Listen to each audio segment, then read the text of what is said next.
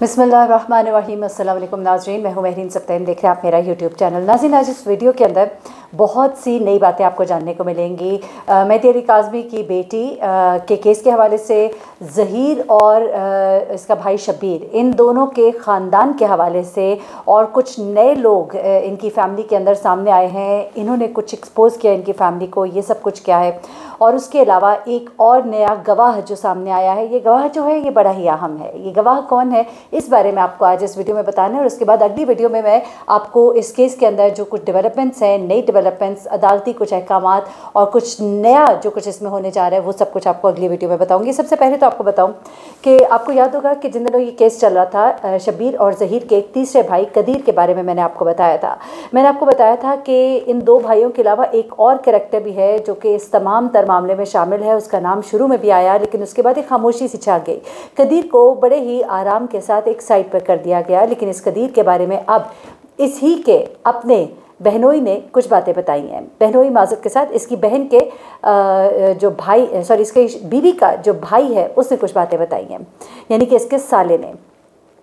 इसने कुछ एक्सपोज किया है इनकी फैमिली को। बेसिकली इसकी बीवी जो है कदीर की, उसके अपने ही भाई ने पहली बार दुआ को, यानी कि माजत के साथ नाम नहीं लेना लेकिन स्लिप ऑफ टंग हो जाता है, मेहदी अली काज़मी साहब की जो बेटी है, उसको पकड़वाने में, पुलिस के हवाले करने में, इन लोगों की निशानदही करने में उसने मदद की थी। और उसी ने बताया था कि किस तरह से शब्बीर जो है पूरे 3 सूबों की पुलिस को बेवकूफ़ बनाता रहा। दरअसल एक सिम थी जिसको लेकर शब्बीर जो है शहर शहर मोटरसाइकिल पर फिरता रहा, सवात में, गिलगित में, नारान में, कागान में, यहाँ वहाँ। और पुलिस जो है उस सिम को लोकेट करती रही और सिम की लोकेशन पर जगह जगह छापे मारती रही।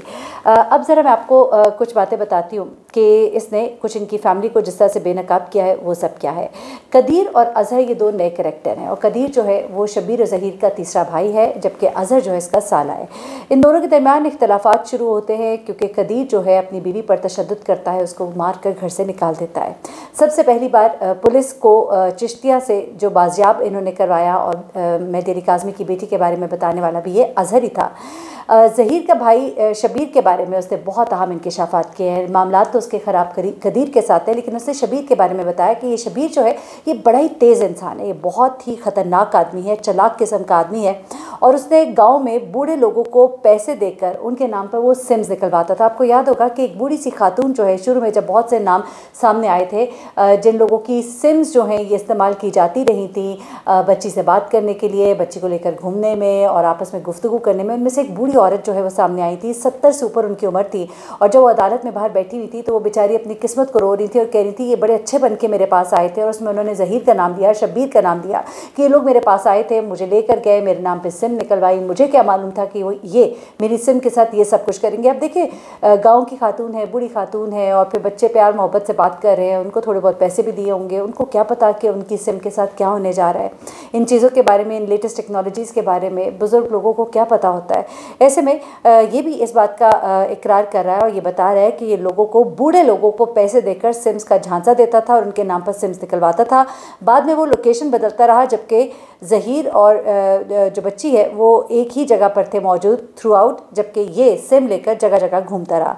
जो सिम उस वक्त शब्बीर के पास थी वो एक बूढ़ी औरत के नाम पर है, और उसने अदालत को बताया कि उसकी उम्र तकरीबन 63 से अबव थी, और उसने कहा था मुझे तो कुछ भी नहीं पता, और मुझे सिर्फ ये कहा गया था आपको कुछ पैसे दिए जाएंगे। बूढ़ी खातून का बयान भी था।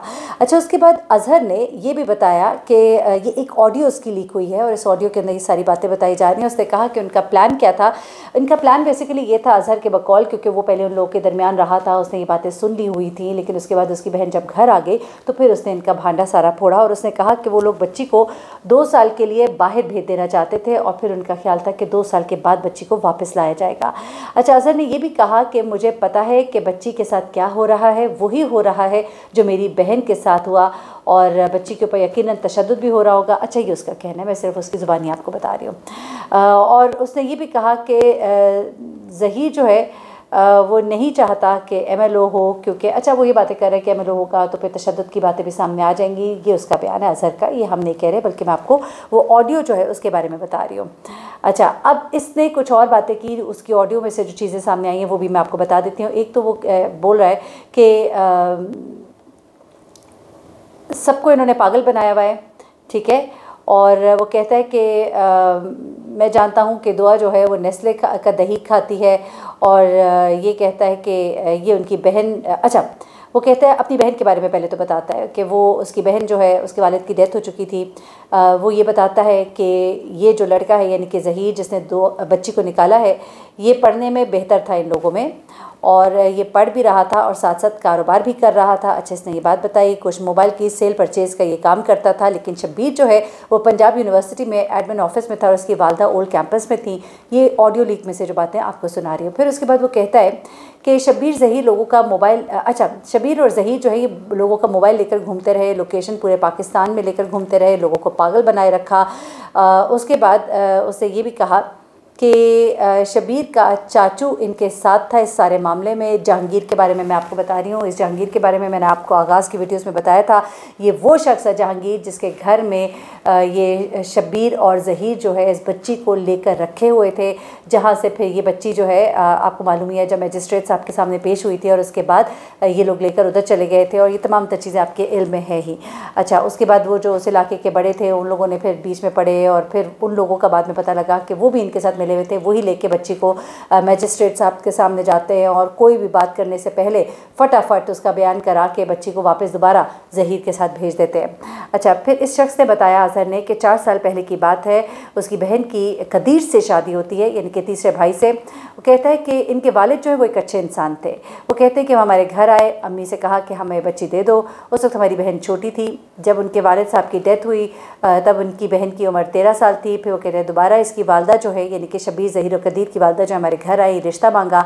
हमें कुछ इनकी हरकतों का पता तो था, लेकिन फिर वो कहता है कि पहले मैंने इनकार किया, लेकिन उसके बाद मैंने सोचा कोई और भी हुआ तो कुछ हो गया तो मेरी वालदा कहेंगी कि तुमने अपनी बहन का रिश्ता नहीं होने दिया, तो फिर मैं मान गया। वो कहते हैं रिश्ता हमने मान तो लिया। इस वक्त इन लोग का एक छोटा सा घर था और उसको भी इन लोगों ने बेच दिया, ये वही शेरशाह कॉलोनी वाला घर। उसके बाद वो कहता है कि अच्छा, उसके बाद उसने कुछ और छोटी छोटी बातें कही हैं, उनको मैं ज़रा ओमिट करती हूँ और उसके बाद आगे चलते हैं। वो ये कहता है कि मेरा शक है कि बच्ची को लेने शब्बीर ज़हीर नहीं जा सकता, यकीनन ये इसी का शब्बीर का ही काम होगा।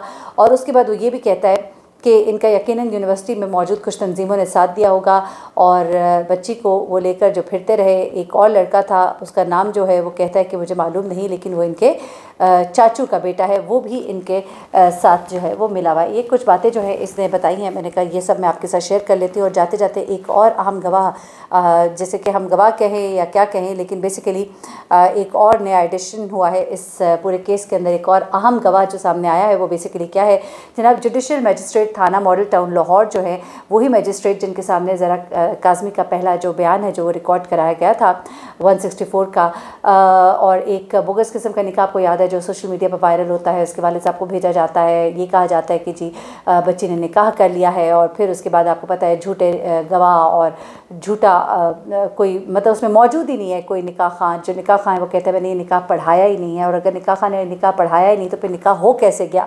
तो एक ऐसे झूठे निकाह के ऊपर इस बच्ची को जो है ज़हीर के साथ भेज दिया गया था। ज़हीर के पहले वकील जो है वो भी इस तमाम तक केस में आपको मालूम है कि वो भी नामजद ही है। तो मजिस्ट्रेट साहब की गवाही जो है वो बड़ी अहमियत के हामिल है। एक बयान जो कराची के इंस्पेक्टर को भी रिकॉर्ड करवाया गया था कराची से लाहौर, जब उसने ये कहा था कि मैं अकेली आई हूँ, और तब आपको मालूम ही है कि ज़हीर और शब्बीर की लोकेशन जो है कराची में मिल गई भी है, और पता लग रहा है कि उन दिनों में जब बच्ची की बता रही है, अच्छा बच्ची ने उस वक्त जाके कहा कि 17 को निकाह हुआ, जबकि पेपर्स में निकाह नामा जो है 18 का है। तो यानी कि चीज़ें क्लियर नहीं थी। जब झूठ होता है तो इंसान एक के बाद दूसरा झूठ और दूसरे के बाद तीसरा झूठ जो है वो बोलता चला जाता है। तो जुडिशल मजिस्ट्रेट साहब जो है वो एक अहम गवाह इस केस में बताए जा रहे हैं, और ये कहा जा रहा है कि उनका जो बयान होगा वो बड़ा ही इम्पॉर्टेंट होगा। मजिस्ट्रेट तसव्वुर इकबाल ख़ान, और अब उनके बारे में ये कहा जा रहा है कि उनकी गवाही बहुत अहमियत की हामिल है, और इस बारे में भी आपको अपडेट करेंगे कि वो क्या इस बारे में बताते हैं, उन्होंने क्या महसूस किया था, क्या देखा था, वो तमाम चीज़ें। ज़ाहिर सी बात है मैंने कहा ये बात एक सामने आई थी, ये भी आपके सामने रख देती हूँ। मज़ीद जो अपडेट्स होंगी वो भी आपके सामने रखूँगी। इस केस के हवाले से जो लेटेस्ट अपडेट्स हैं उस बारे में बताऊँगी। अपना बहुत ख्याल रखिएगा। अल्लाह हाफ़िज़।